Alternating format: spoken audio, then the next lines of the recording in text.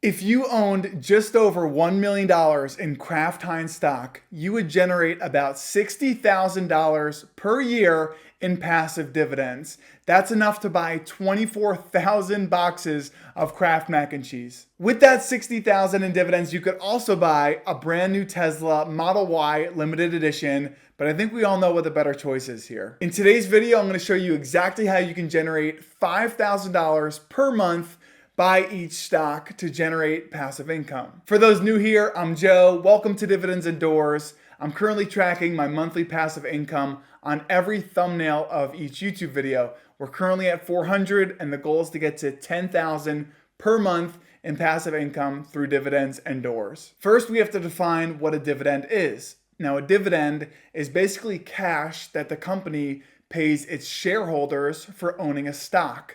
And owning a stock is basically like owning a small piece of that company. And just understand that not all stocks are the same. Let me explain. If you were trying to make $5,000 per month from Costco stock, you would need to own over $11 million worth of Costco. That's over 11,000 shares. Now, if you wanted to generate that same $5,000 per month from AT&T stock, you'd have to own just over $1.5 million worth of shares, or about 54,000 shares. And with Kraft-Heinz stock, as we covered earlier, you'd have to own just over $1 million in shares to generate that same 5,000 per month. So why the discrepancy? Why is each stock so different in the dividend it produces? So let's take a look here at Costco stock. Just with a quick Google search, you can see that Costco's current dividend yield is 0.55%. That's how much it pays out to the shareholders per year. So if you owned $100 of Costco stock, you'd make 55 cents per year. Forget share price, forget the amount of shares you own.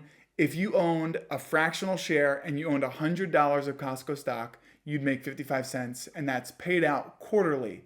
So once every 3 months, you would get a check for X amount of cents. And now let's take a look at Kraft-Heinz stock. I'm a big fan of their mac and cheese, big fan of their ketchup, not a big fan of their stock, and I'll explain why, but let's just take a look at it.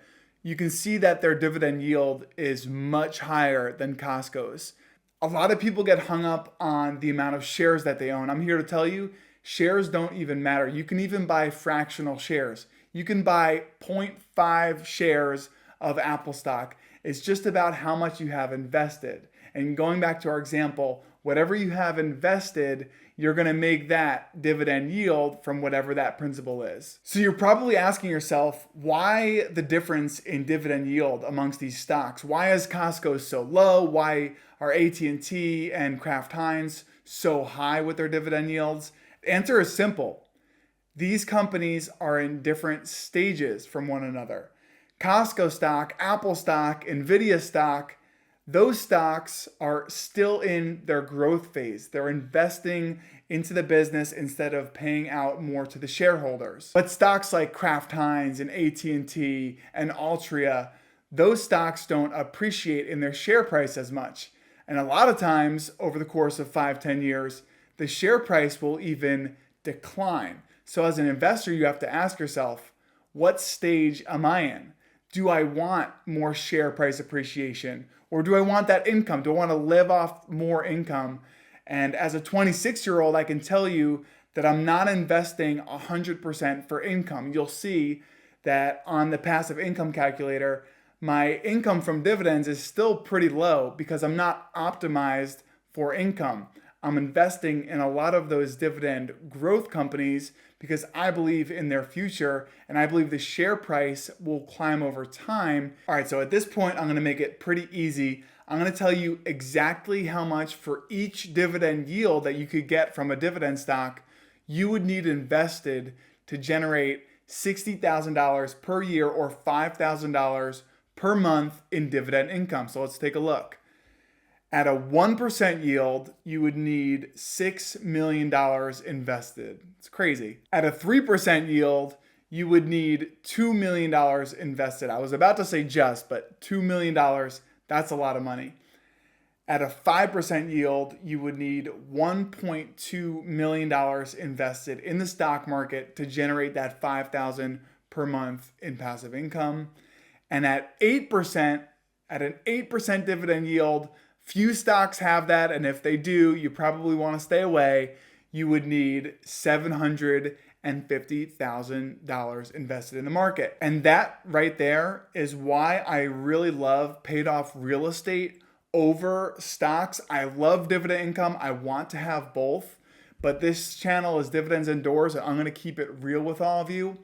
I would much rather have a paid off rental house than that amount in dividend stocks, because I know that I'm going to generate more cash flow. Like I said, we want to have both. We want to be diversified, but I'd much rather have paid off real estate than dividend stocks.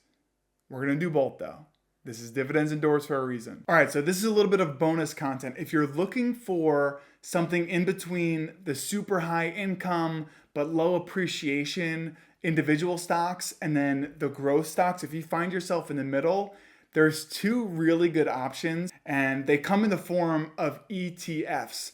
ETFs are basically just a collection of stocks, and you can use that to your advantage. Two dividend ETFs that I really love, and I own both in my individual portfolio, are VYM, that's Vanguard's High Dividend Yield ETF, and SCHD, that's Charles Schwab's Dividend ETF.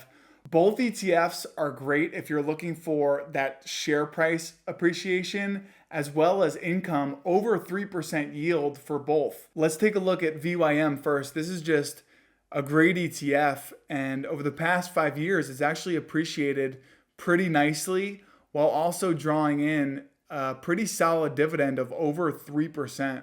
And you can say the same thing for SCHD. It hasn't appreciated as much, but it does have a slightly higher dividend, and it gives you the best of both worlds. When you're talking about dividends, I think you have to ask yourself, what stage are you in? Are you younger potentially and you're looking for more share price appreciation that you can turn into income later on? Or are you in that stage where you want to retire right now or in a few years and you want to generate that passive income? Your portfolio can be optimized for both growth and income if you meet somewhere in the middle with those ETFs, let's say. But for a lot of people, you have to make that decision. For me right now, as a 26-year-old, I'm not optimized for 100% income. I'm not ready to retire yet. But when it's time to retire early, I will shift the growth dividend stocks that I have now to more income, and maybe even those growth dividend stocks that I have, like a Costco, like an Apple. Over time, maybe they're going to keep raising their dividends and turn into those income stocks, so I'll never have to sell. And that'll be very interesting. Now, I predict that stocks like Apple, Meta, Nvidia, think the Mag 7, the FANG stocks, I predict that one day when their growth starts to slow down, they're not only going to do more share buybacks, which increases the share price, they're going to increase their dividend. So if we hold on to those stocks as individual investors, they might even turn into those income stocks. Without having to sell those stocks, we can keep them and let them be our income stocks and not ever have to transition them to an AT&T or an AbbVie. I trust those companies way less than I trust the Mag 7 or stocks in the FANG class. So I hope this video gave you some clarity into how much you need invested at what yield to generate that passive income. For a lot of people, they need $5,000 to $10,000 to even $15,000 per month so they don't have to work their 9 to 5. And that's what we're trying to do here. We're trying to build a community of people who want to generate passive income to the point where it covers their bills and plus some. That's my goal. Like I said, my goal is $10,000 per month in passive income. Dividends are a great way to get there. Real estate's an even better way to get there. If you can combine both and diversify, that is the winning strategy. So thank you all for tuning in today. If you enjoyed this video, please consider liking or subscribing to the channel for more. You're gonna see way more videos from me in the coming months, in the coming years, and I'm excited to build this community one video at a time. I appreciate you all. Let me know your thoughts down in the comments and have a nice day. I'm out.